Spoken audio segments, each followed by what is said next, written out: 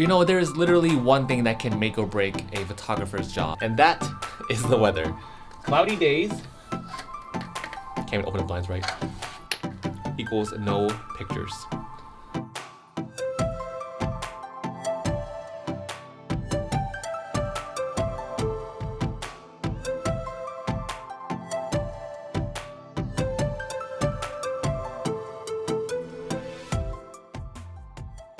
Hands down, if you're ever in the Orange County area in California, you need to go to Made Coffee. They have the best lattes, hands down. So freaking delicious. Even Luna agrees.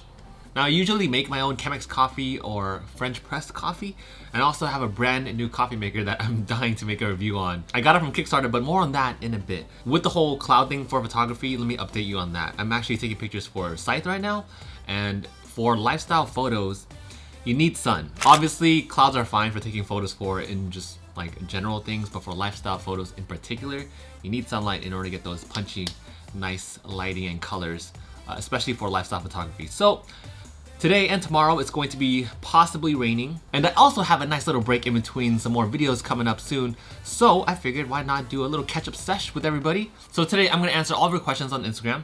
I'm going to tell you what's going on with the channel, and I'm also going to update you on the exciting new P.O. box. Let's go and start off with that first. So P.O. box is linked down below. I have a brand new P.O. box. If you want to send me anything at all, feel free to at the address I listed down below. I've already mentioned this in other videos, but I need to act on it.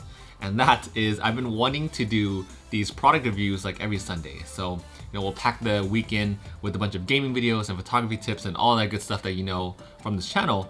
And then on Sunday, we'll just do like a little either Q&A sesh or a vlog or a review of like a different product, tech gear, whatever is interesting. I don't know, just a super random casual day. And maybe in the future, we'll do like a little mail time session on Sunday, but I don't want to do it just like a vlog style. Of course, I'm going to mix in some nice cinematics when talking about things that are coming in. So I definitely want to do those type of videos and kind of just put my own spin on some mail time. So if you want to send me stuff, the P.O. box address is listed down below. And hopefully we can do some nice little cinematics on it. Do a little cinematic showcase of things that come in through the mail. I think it would be super fun to mix in with the games that I have coming in as well. Games that I'm allowed to talk about at least. I think I have about like 4 to 5 Marvel blankets. So let's talk about the channel. The videos I have upcoming are product photography, composition. I think that's going to be the next one. Currently, I don't know if the vlog's gonna come out first or that, but you'll know by the time you've seen this video. So I have composition, part 3, that's coming out. That is such a big video. If you watch any of my photography tutorials, at least watch that one. I know that one's going to be very helpful. For you, it's one that I wish I had from the get-go. So composition is coming. Right after that, it is the photo contest that I've been talking about for ages. That's happening. I did a little poll, maybe I'll put it over here on Instagram, about which gameplay you want to see next between Bloodborne and Aquatica. First off, Bloodborne's winning by a mile, but then after, you know, overnight with everyone's votes coming in, it seems like Aquatica kind of just took it by the horns. That's literally not even a saying. But anyways, Aquatica is coming first, and then Bloodborne is coming right after. I am doing tutorials for both of those that will also be up on the Dice Tower as well. I just got shipping confirmation for like 2 to 3 different games from Kickstarter that are coming my way. Do you have any Kickstarter pledges coming in? Do you have Oath coming in? Do you have Marvel United coming in? Let me know down in the comments below. And speaking of, I asked everyone last night as well on Instagram, what games are you looking forward to the most that are releasing in April? So let's go ahead and start off that Q&A sesh. Most of these games, honestly, I haven't even heard of actually, so this should be interesting. So first off, we have from Sword and Board Games, Marvel Champions League Guardians box. Okay, I've been talking with him for so long about this game, along with our mutual friend Nate as well about this game. I'm long overdue to play this one. I'm going to 100% play this because all I've been doing is getting expansions coming in like from Doctor Strange and Scarlet Witch and the Doctor Strange playmat. I have like all these expansions accumulated, but not played yet. I don't even have an excuse for that. I just haven't bothered trying to learn the game. Next up, the new Mrs. Rust. Oh, congratulations.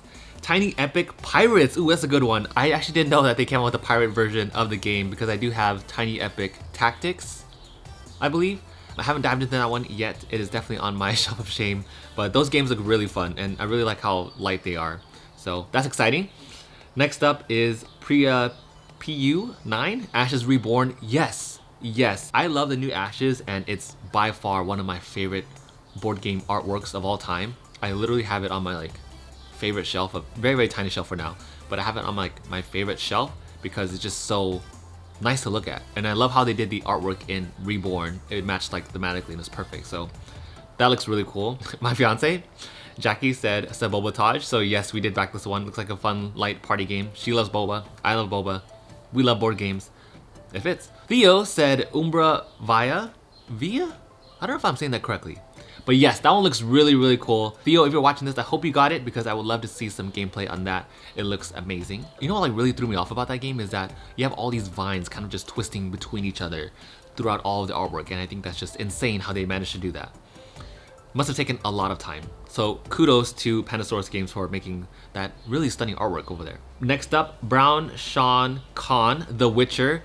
Yes, that game looks so good. I've never even played the board game, but like the gameplay so far, from what I'm seeing from it, it just looks stunning, and hopefully I get a chance to cover that game. That game looks insanely good. My friends Ilya and Tyler from Covray Studios say Darwin's Journey. Yes, they make some incredible games over there, and plus coming from a science background, I love how they did the evolution theme in Darwin's Journey. Next up, Han versus Alex, Cryo, probably. Now Cryo, I haven't heard of it, but I'm gonna go ahead and throw up the artwork over here. Sam from Lord of the Board, Oath, we mutually agree that we are 10,000% fired up for this game. Can't wait for Oath to come in. I did see Ella and a couple other people get their copies in as well, and I can't wait for them to cover it. I've been following Ella's story lately so I can get some Oath coverage. Meeple Fun says Mandala Stones and Metal. I haven't heard about that one yet either. However, isn't Mandala like the whole game with the stones picking up from one pocket to the next? Torres Board Gamer, Oath. Yes, I feel like we're all in the same hype train for Oath. I don't know, honestly don't know anyone who isn't excited for Oath. Cinematic Board Game, the Hungarian version of Cthulhu? I never know how to say this properly. Cthulhu. Death May Die, yes, that miniature is not a miniature, it's a full-on freaking statue. I don't think that comes with the game. I think that's like a special version. But either way. Decibel Breaker says Calico in the Netherlands. Isn't that the cat game with the quilt? I recognize it by the artwork, I think. But I had no idea that it was a Kickstarter game, or maybe it was just limited in where it was released. But I really hope you get the game as well. Looks cool. Fun fact, this photo was actually one of the reasons why I got into photography. I took this with my iPhone 6 Plus. And the colors came out terrible, printed on wood, but yeah. And let's do a fun little Q&A sesh. So starting off first with Sam, again from Lord of the Board. How are the wedding plans going? Well, 2020 hit, so that's how wedding plans are going. It's happening, but we're just waiting on things to open up and clear up and just to be safe for everybody. Next up, Meeple of Liberty. Which aspects challenge you the most while recording cinematic videos for board games? That is a really good question. Thanks for your question. I would say there are two answers for this question. The first one would come from my side, and the second one maybe more so from the publisher's side. But from my perspective, when I'm working on a video, I usually don't start a video until I have the song.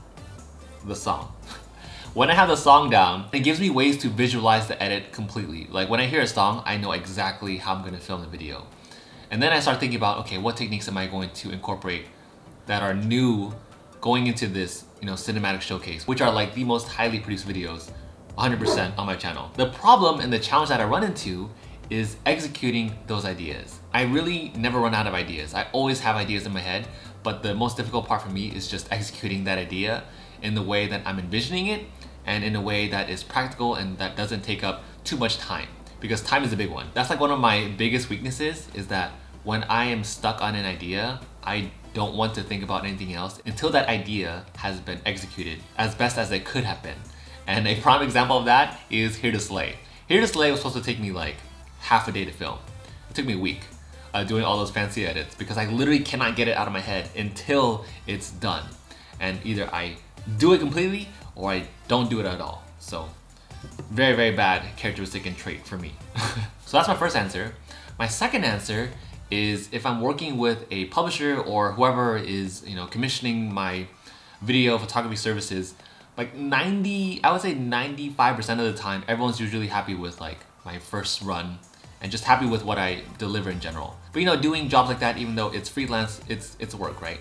So you're bound to run into people or run into things that just don't work well, don't mesh well together. And as creatives, we need creative freedom. And when that's taken away from us, there's two sides to it, right? If you're the person that's booking them, they are ultimately the one in charge, which is fine. That's how I always, end up with it. I would rather make the person that I'm making content for happy versus just continuing on with my own idea. It's a gray area, right? You have to give and take.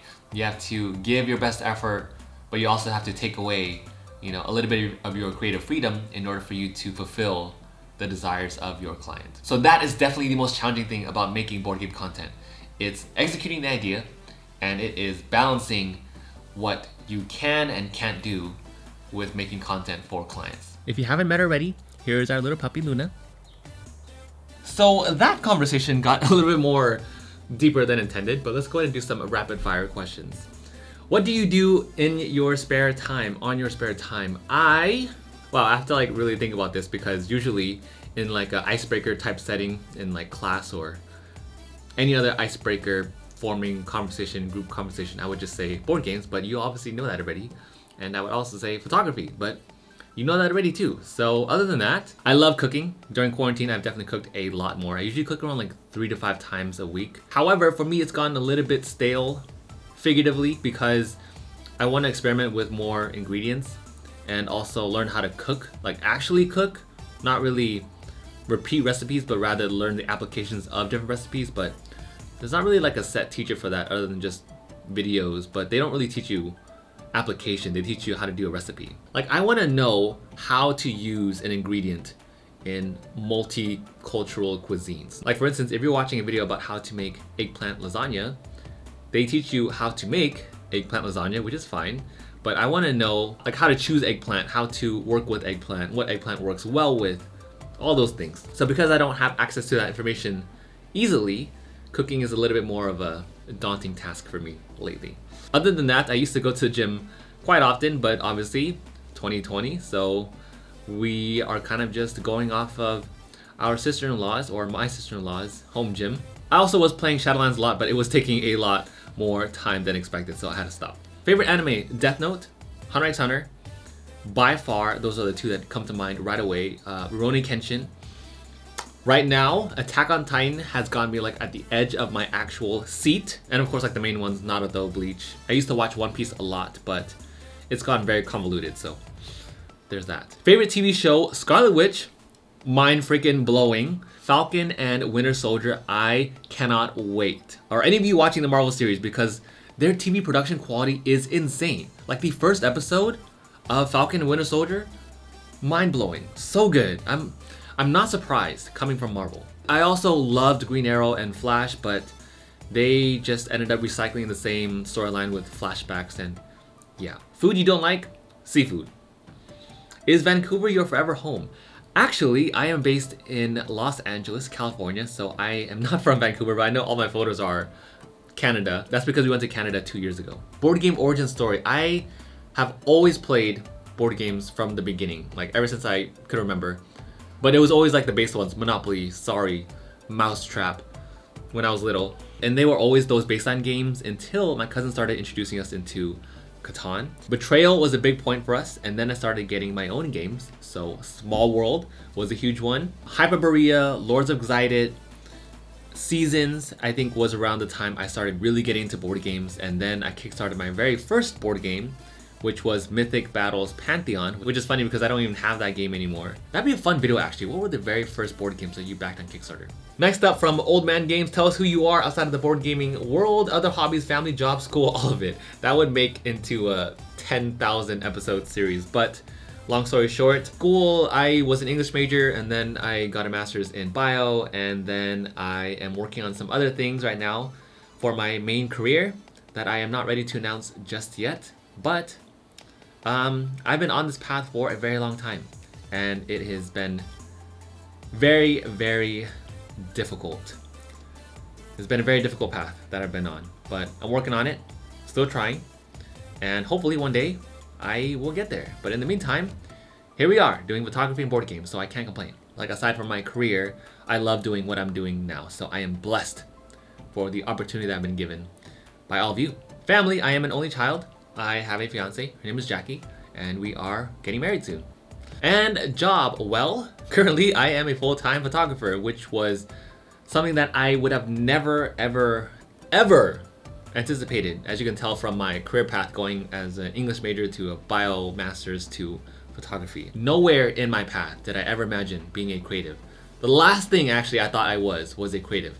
Here I am doing creative things, so it's funny how life works. But I am a full-time photographer now. So like many others in 2020 kind of just threw us downhill. So I was looking for more jobs because I did lose my last one.